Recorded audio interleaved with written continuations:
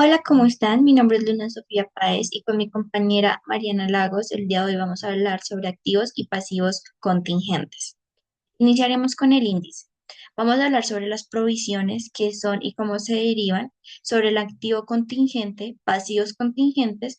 Vamos a hacer un pequeño ejercicio para entender mejor el tema y al finalizar daremos una pequeña conclusión.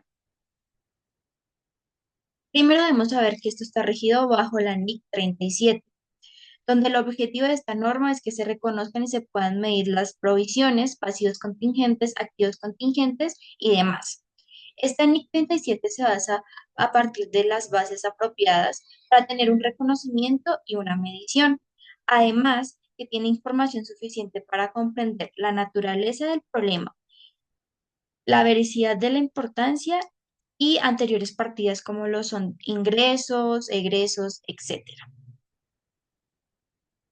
Además, debemos tener en cuenta que la NIC 37 debe ser registrada por todas las entidades financieras al proceder para poder contabilizar estas provisiones, pasivos y activos contingentes.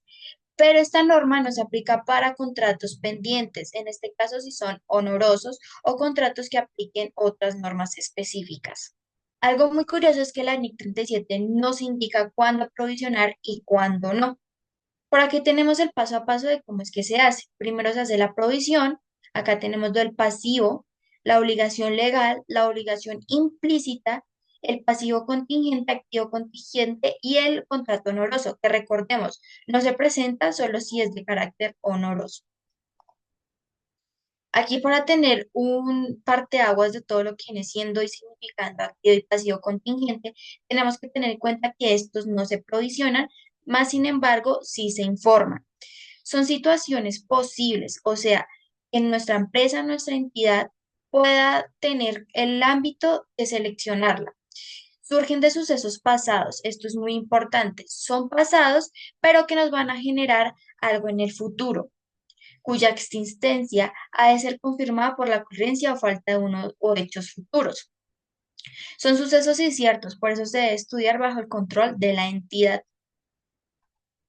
Entonces, en sí, ¿qué es la provisión? Es un monto que se tiene esperado para cubrir un gasto o una pérdida del futuro, pero que no se ha materializado completamente, ya que, como lo dije anteriormente, es algo previsto para el futuro.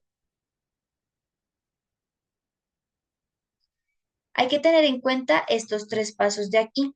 La obligación presente es el resultado de un suceso pasado, como lo hemos estado charlando anteriormente. Esto es súper importante. Es probable que haya un desprendente de recursos para cancelar la obligación y puede hacerse una estimación fiable del importe. Es por ello que se hacen diferentes ejercicios para comprobar si esto va a ser beneficioso o no para la entidad. Ahora bien, ¿qué es el activo contingente? El activo contingente se refiere a un derecho o beneficio de una empresa o entidad que se podría recibir en el futuro, pero que depende de la ocurrencia del evento. Algo muy importante es que las obligaciones presentes son sugeridas de hechos pasados y que se implican a un pago futuro. Siempre, pero siempre se provisiona. Además, hay que tener en cuenta que no se deben reconocer ni registrar las provisiones contablemente solo si se revelan cuando sea probable la entrada de beneficios económicos para la propia entidad. Es más seguro y viable para la empresa.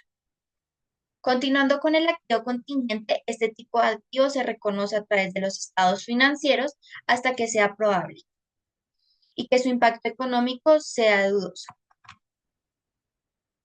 Acá tenemos un ejemplo claro que, como podemos observar, se habla del pasado y del futuro de una estimación de ventas, donde una empresa es la que vende productos con garantía, de forma que los consumidores tienen cubierto el costo de reparaciones de cualquier defecto de manufactura. Esto puede ser un problema futuro controlado desde el pasado si lo vemos cronológicamente.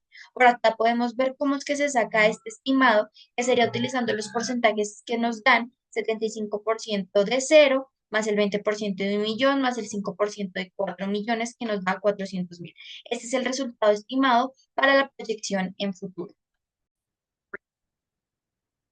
Continuando, debemos entender varios términos. El primero es contingente o contingencia. Este término se usa para designar los activos o los pasivos que no han sido reconocidos o no han sido registrados en los estados financieros y esto depende de la existencia de ellos que se verá a largo plazo registrada y que aún no depende de un futuro incierto. Pasando a los pasivos contingentes, esta es una obligación que surge de los eventos o hechos pasados, como bien dije antes, que dependen de la ocurrencia de uno o de más eventos para que éste se complete bajo el control de la entidad. Es necesario saber que según la ley, esta es una pérdida potencial o una obligación necesaria. Estos pasivos contingentes solo se pueden revelar a nivel de notas en los estados financieros. Ya veremos cuál es el caso contrario en el caso de que éste deba registrarse en un asiento contable. Este no depende netamente de la empresa, ya que, como bien dije, es un futuro que aún no lo reconocemos. Cuando me refiero a un hecho pasado, quiere decir que es un problema que aún está en proceso y que si la empresa llegase a perder en algún tipo de demanda, esta debe acarrear con el desembolso del dinero total de la cuenta.